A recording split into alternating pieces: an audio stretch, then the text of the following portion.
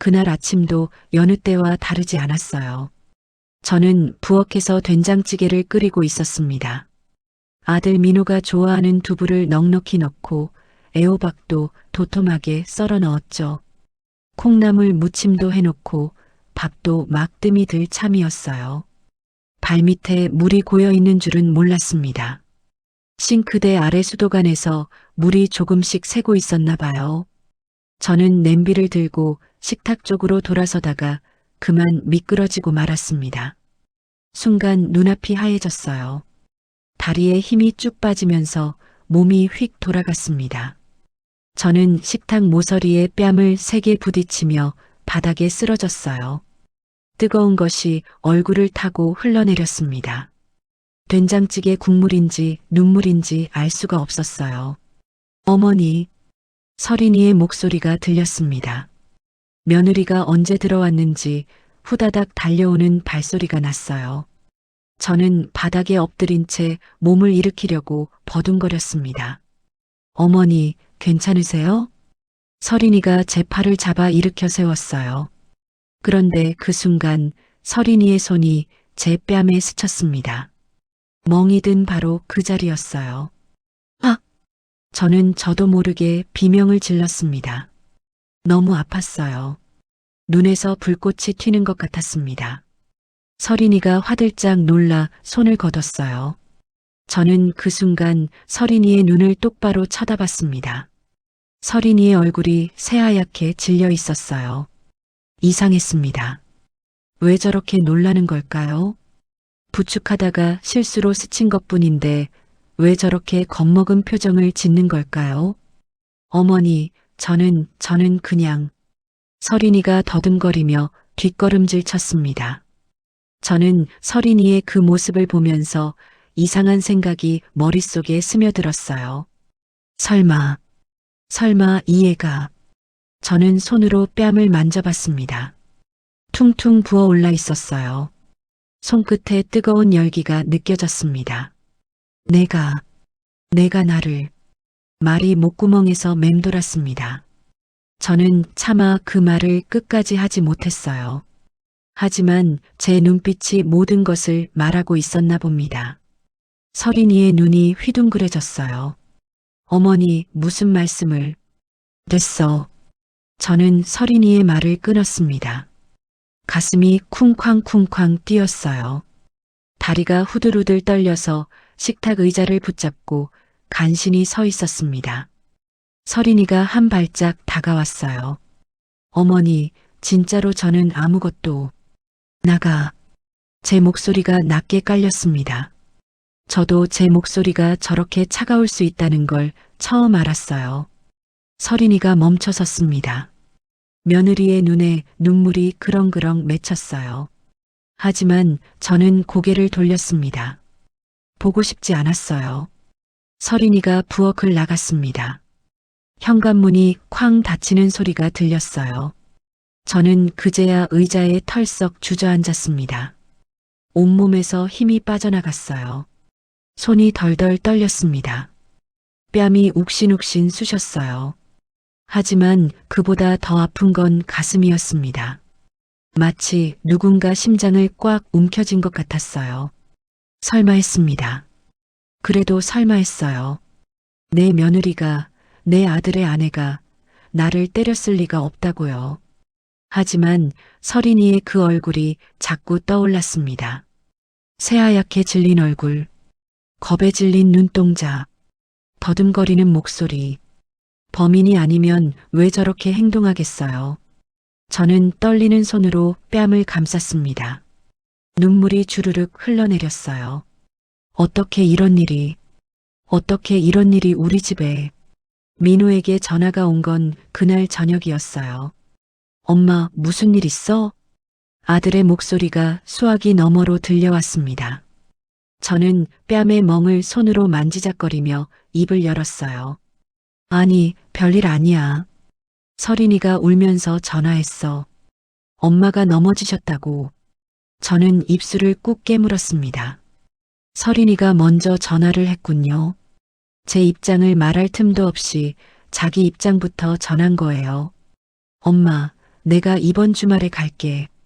지금 프로젝트가 막바지라서 안 와도 돼. 엄마, 바쁘면 안 와도 된다고. 저는 전화를 끊었습니다. 손이 떨렸어요. 가슴 한쪽이 쿡쿡 쑤셨습니다. 민호는 늘 그랬어요. 회사 일이 먼저였습니다. 엄마는 그 다음이었죠. 며칠이 지났습니다. 서린이는 집에 얼씬도 하지 않았어요. 민호도 오지 않았습니다. 프로젝트가 막바지라고 했으니까요. 저는 혼자 밥을 먹었습니다. 혼자 텔레비전을 봤어요. 혼자 잠을 잤습니다. 거울을 볼 때마다 뺨에 멍이 눈에 들어왔어요. 시퍼렇던 멍이 점점 누렇게 변해갔습니다. 저는 그 멍을 볼 때마다 서린이의 얼굴이 떠올랐어요. 새하얗게 질린 얼굴, 겁에 질린 눈동자. 그 모습이 머릿속에서 떠나지 않았습니다. 이웃집 김 여사가 찾아온 건 사흘째 되던 날이었어요.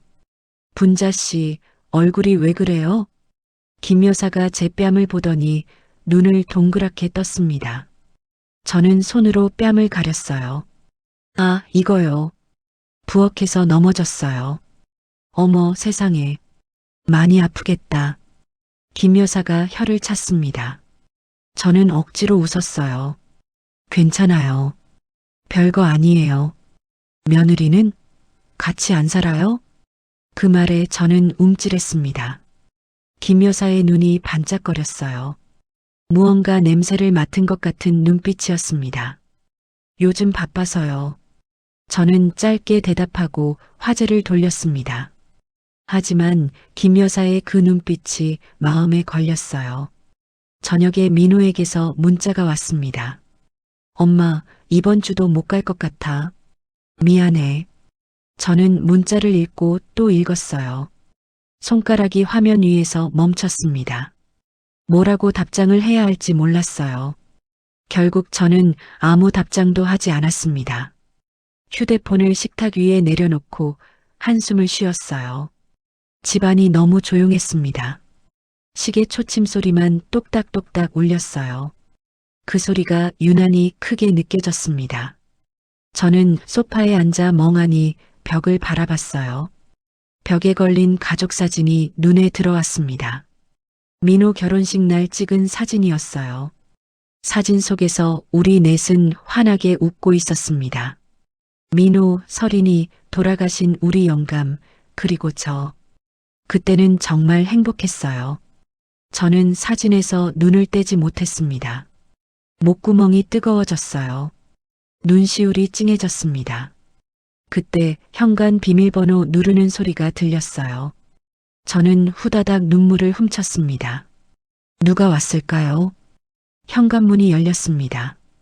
서린이었어요. 며느리가 문 앞에 서서 저를 바라봤습니다. 서린이의 눈이 빨갛게 부어 있었어요. 울었나 봅니다. 저는 서린이와 눈이 마주쳤습니다. 하지만 아무 말도 하지 않았어요. 서린이도 아무 말이 없었습니다. 서린이가 봉투 하나를 식탁 위에 올려놓았어요. 영양제예요. 드세요. 그 말만 남기고 서린이가 돌아섰습니다. 현관문이 다시 닫혔어요. 저는 한참 동안 그 봉투를 바라봤습니다. 손을 뻗어 만져볼 수가 없었어요. 마치 그 봉투가 저를 물기라도 할 것처럼요. 집안 공기가 얼음장처럼 차가웠습니다. 동네 슈퍼에 갔다가 이상한 눈치를 느꼈어요. 평소처럼 두부랑 파를 사려고 들어갔을 뿐이었습니다. 그런데 계산대 앞에 서 있던 아주머니 두 분이 저를 보더니 수군거렸어요. 어머, 저분 아니야? 맞아, 맞아. 뺨에 멍든 거 봐. 저는 못 들은 척했습니다. 하지만 귀가 화끈거렸어요. 얼굴이 달아올랐습니다. 계산을 마치고 후다닥 슈퍼를 나왔어요. 등 뒤에서 쑥덕거리는 소리가 계속 들리는 것 같았습니다. 김 여사였어요. 분명히 김 여사가 떠벌린 거예요. 저는 이를 악물었습니다. 집에 돌아와서 현관문을 닫자마자 다리에 힘이 풀렸어요. 저는 신발도 벗지 않고 그 자리에 주저앉았습니다. 창피했어요. 너무너무 창피했습니다. 평생 남 부끄럽게 산 적 없는데 이 나이에 동네방네 소문이 났어요. 며느리한테 맞은 시어머니. 사람들은 저를 그렇게 볼 거예요. 불쌍하고 측은한 늙은이로요. 저는 한참을 현관에 앉아 있었습니다. 눈물이 날 것 같았지만 꾹 참았어요. 울면 지는 것 같았거든요.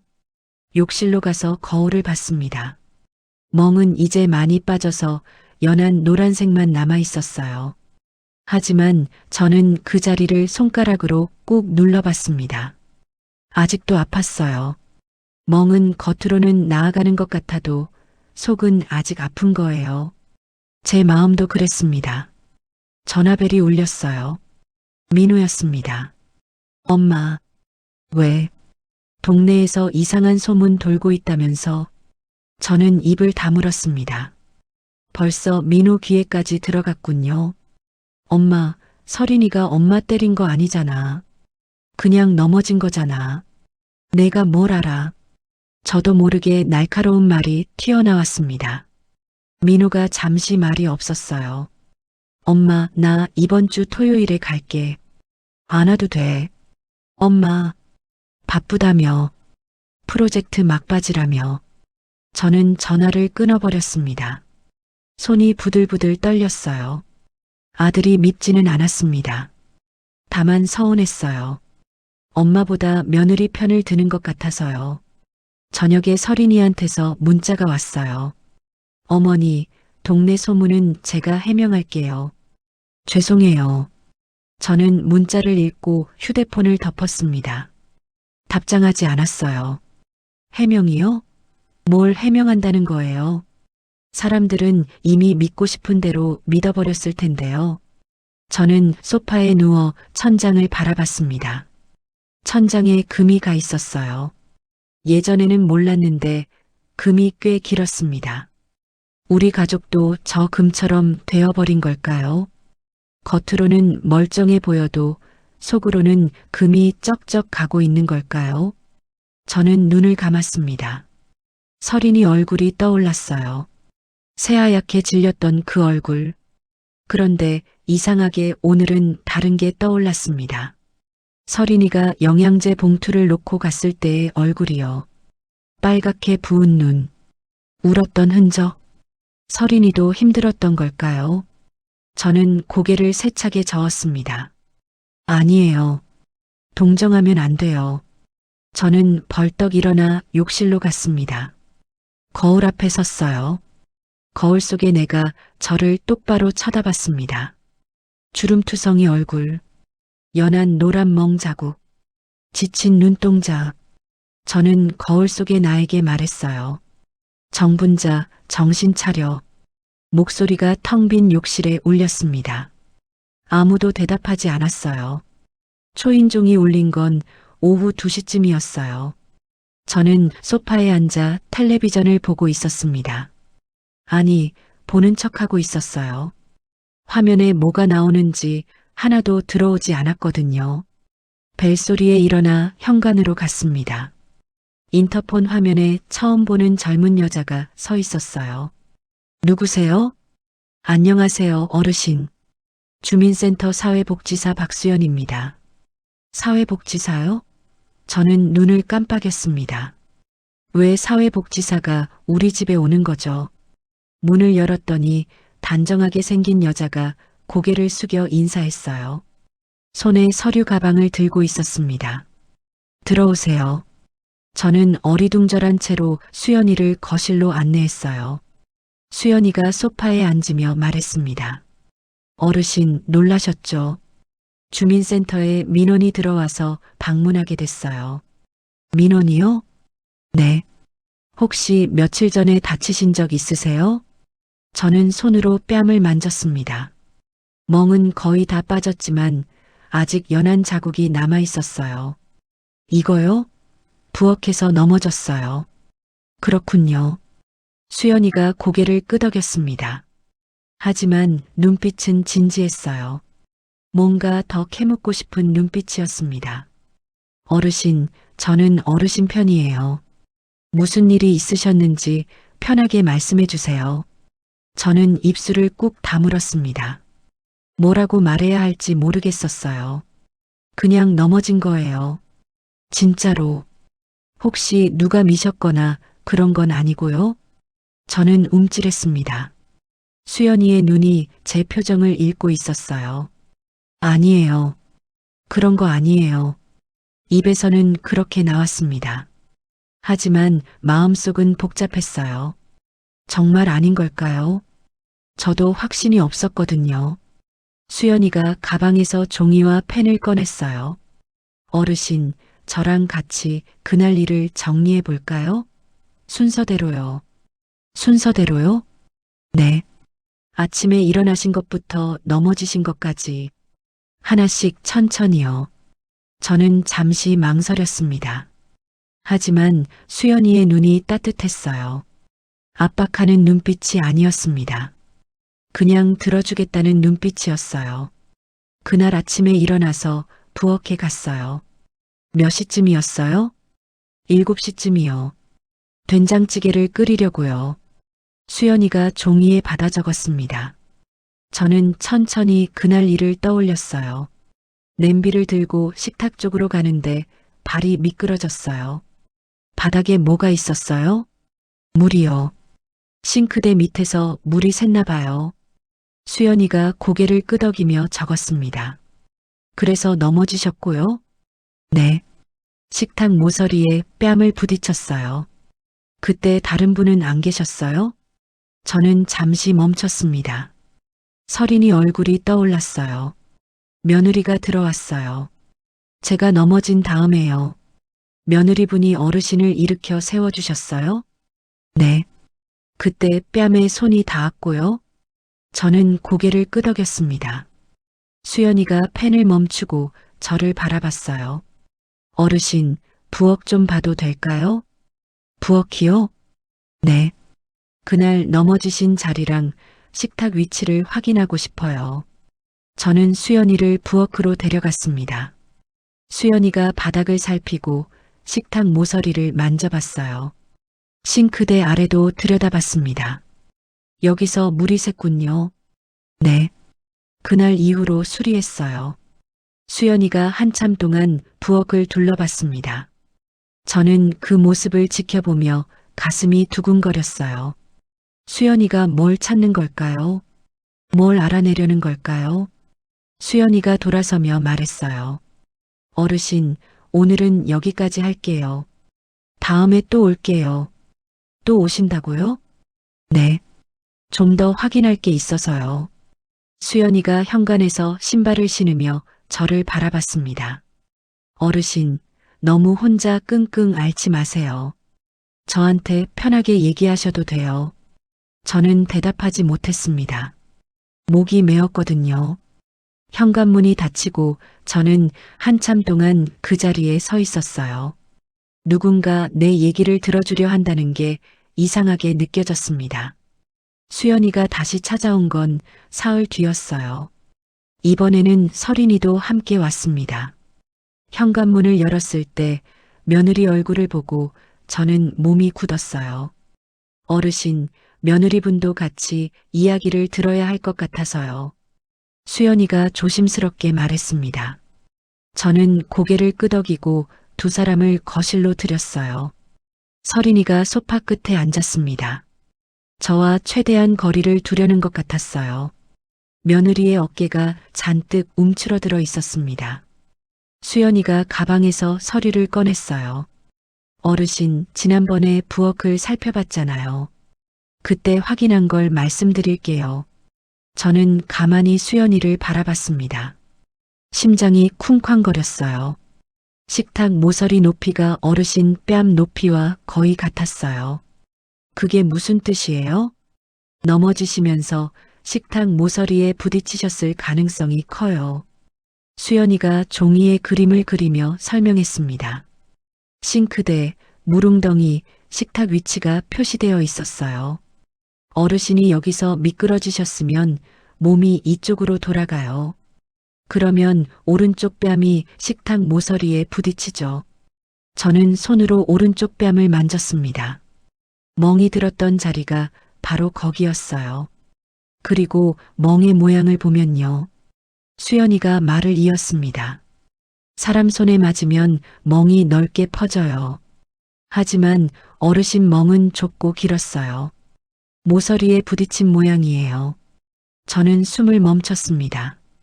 수연이의 말이 머릿속에서 맴돌았어요. 그럼 서린이가 때린 게 아니라는 거예요? 네. 저는 그렇게 판단해요. 서린이가 고개를 들었습니다. 며느리의 눈에 눈물이 그렁그렁 맺혀 있었어요.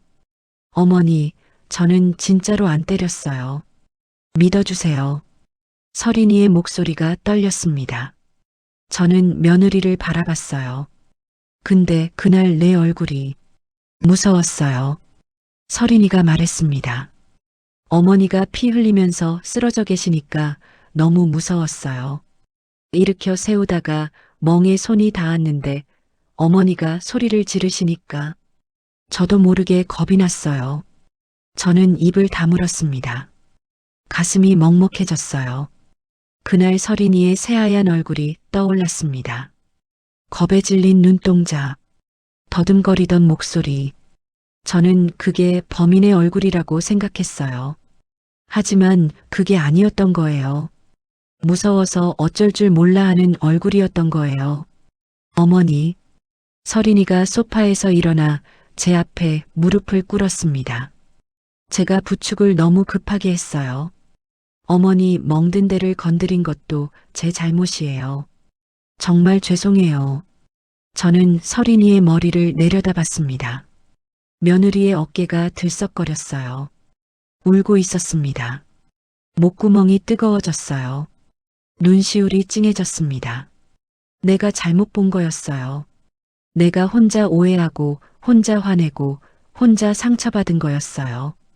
수연 씨, 저는 수연이를 불렀습니다. 고마워요. 이렇게 알려줘서. 수연이가 고개를 숙였어요. 어르신, 오해는 누구나 할 수 있어요. 중요한 건 풀어가는 거예요. 저는 서린이를 내려다봤습니다. 며느리가 고개를 들어 저를 바라봤어요. 빨갛게 부은 눈이 저와 마주쳤습니다. 저는 손을 뻗어 서린이의 손을 잡았어요. 며느리의 손이 차가웠습니다. 저는 그 손을 꼭 쥐었어요. 한마디도 하지 않았습니다. 하지만 그것만으로 충분한 것 같았어요. 민호가 온 건 그날 저녁이었어요. 현관문이 열리고 아들이 들어왔습니다. 얼굴이 많이 야위어 있었어요. 회사 일이 힘들었나 봅니다. 엄마, 민호가 저를 보더니 눈시울을 붉혔어요. 저는 손을 내저었습니다. 울긴 왜 울어? 어서 들어와. 서린이가 민호 뒤에 서 있었어요. 수연이도 함께 왔습니다. 네 사람이 거실에 둘러앉았어요. 수연이가 먼저 입을 열었습니다. 오늘 다 같이 모인 건 이번 일을 정리하려고요. 서로 할 말이 있으시면 편하게 하세요. 저는 서린이를 바라봤습니다. 며느리가 고개를 숙이고 있었어요. 서린아. 제가 부르자 서린이가 고개를 들었습니다. 어머니, 저부터 말할게요. 서린이가 숨을 깊이 들이쉬었어요. 그날 제가 너무 급하게 부축했어요. 어머니가 많이 놀라셨을 텐데 살피지 못했어요. 정말 죄송해요. 서린이의 목소리가 떨렸습니다. 저는 가만히 며느리를 바라봤어요. 그리고 그 뒤로 집에 안 온 것도요. 무서워서 피했어요. 어머니 눈을 못 마주치겠더라고요. 서린아. 저는 서린이의 말을 끊었습니다. 나도 할 말이 있어. 거실이 조용해졌어요. 민호가 저를 바라봤습니다. 수연이도 가만히 듣고 있었어요. 내가 잘못했어. 입에서 그 말이 나오자 목이 메었습니다. 하지만 끝까지 말해야 했어요. 그날 아침에 어지러웠어. 약을 안 먹었거든. 혈압약을 깜빡했어. 서린이가 눈을 동그랗게 떴습니다. 어머니, 그걸 왜 이제? 창피해서 말 못했어. 늙으면 이것저것 깜빡하잖아. 그게 싫었어. 저는 한숨을 쉬었습니다. 싱크대 밑에 물 새는 것도 알고 있었어. 고쳐야지 하면서 미뤘어. 그러다 그날 넘어진 거야. 민호가 제 손을 잡았어요. 엄마, 왜 혼자 끙끙 앓았어? 나한테 말하지. 내가 바쁘잖아. 귀찮게 하기 싫었어. 민호의 눈에 눈물이 맺혔습니다. 아들이 고개를 떨궜어요. 엄마, 미안해. 내가 더 자주 왔어야 했는데. 저는 민호의 손을 꼭 쥐었습니다. 아들 손이 컸어요. 어릴 때는 내 손바닥 안에 쏙 들어왔는데 이제는 내 손을 감싸고도 남았습니다. 수연이가 가방에서 종이를 꺼냈어요. 어르신, 오늘 서로 한 약속을 적어두면 어떨까요? 나중에 잊지 않게요. 약속이요? 네. 앞으로 이런 일이 또 생기지 않게요. 저는 고개를 끄덕였습니다. 수연이가 펜을 건넸어요. 어르신부터 쓰실래요? 저는 펜을 받아 종이에 적었습니다. 나 정분자는 매일 아침 혈압약을 꼭 먹는다. 서린이가 다음으로 적었어요. 나 윤서리는 일주일에 2번 어머니 댁에 온다. 민호도 적었습니다. 나 김민호는 일주일에 2번 어머니께 전화한다. 수연이가 종이를 들어 보여줬어요. 이제 이 약속 지키시는 거예요. 저는 그 종이를 바라봤습니다. 세 줄의 글씨가 눈에 들어왔어요. 삐뚤빼뚤한 제 글씨, 반듯한 서린이 글씨, 휘갈긴 민호 글씨.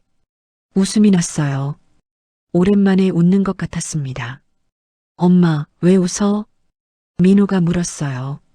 아니, 그냥 좋아서. 저는 그 종이를 냉장고에 붙였습니다. 우리 가족의 약속이었어요. 부엌이 달라졌어요. 서린이와 민호가 주말에 와서 여기저기 손을 봤습니다. 싱크대 앞 바닥에 미끄럼 방지 패드를 깔았어요. 욕실 벽에는 손잡이를 달았습니다. 엄마, 이제 여기 잡고 일어나면 돼. 민호가 손잡이를 흔들어 보이며 말했어요. 튼튼했습니다. 저는 손잡이를 잡아봤어요. 좋네. 그렇지? 내가 제일 튼튼한 걸로 샀어. 민호가 씩 웃었습니다. 오랜만에 보는 아들 웃음이었어요. 서린이는 부엌 식탁 위에 뭔가를 올려놓고 있었습니다. 알록달록한 약통이었어요. 어머니, 이거 약 알림표예요. 약 알림표? 네. 여기 요일별로 칸이 나뉘어 있어요. 일요일부터 토요일까지. 서린이가 약통을 열어 보여줬습니다. 작은 칸마다 요일이 적혀 있었어요. 여기에 혈압약을 미리 넣어두면 돼요. 아침에 일어나서 그날 칸에 있는 약만 드시면 되고요. 저는 약통을 이리저리 살펴봤습니다. 참 편리하게 생겼어요. 이러면 약 먹었는지 안 먹었는지 바로 알 수 있겠네. 맞아요. 칸이 비어 있으면 드신 거고 약이 있으면 아직 안 드신 거예요. 서린이가 환하게 웃었습니다. 며느리 웃는 얼굴을 보니 마음이 놓였어요. 민호가 냉장고에 종이 한 장을 더 붙였습니다. 엄마, 이건 체크표야. 체크표? 응. 매일 아침에 약 먹으면 여기 동그라미 치는 거야. 종이에 달력처럼 칸이 그려져 있었어요. 날짜마다 빈 칸이 있었습니다. 이거 내가 매일 확인할게. 전화해서 물어볼 거야. 귀찮게 매일 전화까지 해? 귀찮긴. 엄마 목소리 듣고 싶어서 전화하는 거야. 민호가 제 어깨를 툭 쳤습니다. 저는 괜히 눈시울이 뜨거워져서 고개를 돌렸어요. 배고프다. 밥이나 먹자. 저는 부엌으로 들어갔습니다. 서린이가 따라왔어요. 어머니, 저도 도와드릴게요. 그래. 너는 반찬 좀 꺼내라. 서린이가 냉장고를 열었습니다. 저는 쌀을 씻었어요. 부엌에서 둘이 나란히 서서 밥을 준비했습니다. 서린이가 접시를 꺼내고 저는 국을 데웠어요. 아무 말 없이도 손발이 척척 맞았습니다. 어머니, 응, 앞으로 힘든 거 있으면 저한테 말해주세요. 혼자 참지 마시고요. 저는 국 냄비를 저으며 대답했어요. 알았어. 약속이에요. 그래, 약속. 저는 서린이를 힐끗 봤습니다. 며느리가 진지한 얼굴로 저를 바라보고 있었어요. 나도 약속할게. 뭐요? 아프거나 불편하면 숨기지 않을게. 너한테 바로 말할게. 서린이의 얼굴에 미소가 번졌습니다. 저도 따라 웃었어요. 밥상을 차려 거실로 나왔습니다. 민호가 수저를 놓고 있었어요. 와, 맛있겠다. 많이 먹어라. 세 사람이 둘러앉아 밥을 먹었습니다. 민호가 국을 후루룩 마시며 말했어요. 엄마, 나 이제 토요일마다 올게. 서린이는 수요일에 오고. 그렇게까지 안 해도 돼. 아니야. 약속했잖아. 냉장고에 붙어 있잖아. 민호가 냉장고 쪽을 턱으로 가리켰습니다. 우리가 쓴 약속 종이가 보였어요. 저는 밥을 한 숟가락 떴습니다. 입안에서 따뜻한 밥알이 퍼졌어요. 오랜만에 먹는 밥이 맛있었습니다. 아니, 밥이 맛있는 게 아니라 함께 먹어서 맛있는 거였어요. 한 달이 지났어요. 아침마다 약통을 열어 그날 칸에서 약을 꺼내 먹었습니다. 체크표에 동그라미를 치는 것도 습관이 됐어요. 민호는 약속대로 매일 전화했습니다. 엄마, 약 먹었어? 먹었어. 맨날 똑같은 거 물어보네. 확인해야지. 동그라미 쳤어? 쳤어. 잔소리처럼 느껴질 법도 한데 이상하게 싫지 않았어요. 아들 목소리를 매일 듣는다는 게 좋았습니다. 며칠 전에 어지러운 적이 있었어요. 아침에 일어나는데 눈앞이 핑 돌았습니다. 예전 같았으면 그냥 참고 넘어갔을 거예요. 하지만 저는 바로 서린이에게 전화했습니다. 서린아, 나 오늘 좀 어지러워. 어머니, 지금 가요. 움직이지 마세요. 서린이가 30분 만에 달려왔어요. 혈압을 재보니 조금 낮았습니다. 아침을 안 먹어서 그랬나 봐요. 서린이가 죽을 쑤어줬습니다. 따뜻한 죽을 먹으니 어지러운 게 싹 나았어요. 어머니, 아침 꼭 드셔야 해요. 알았어. 저는 죽을 먹으며 며느리를 봤습니다. 서린이가 부엌을 치우고 있었어요. 그 뒷모습이 참 듬직했습니다. 오늘은 시장에 다녀왔어요.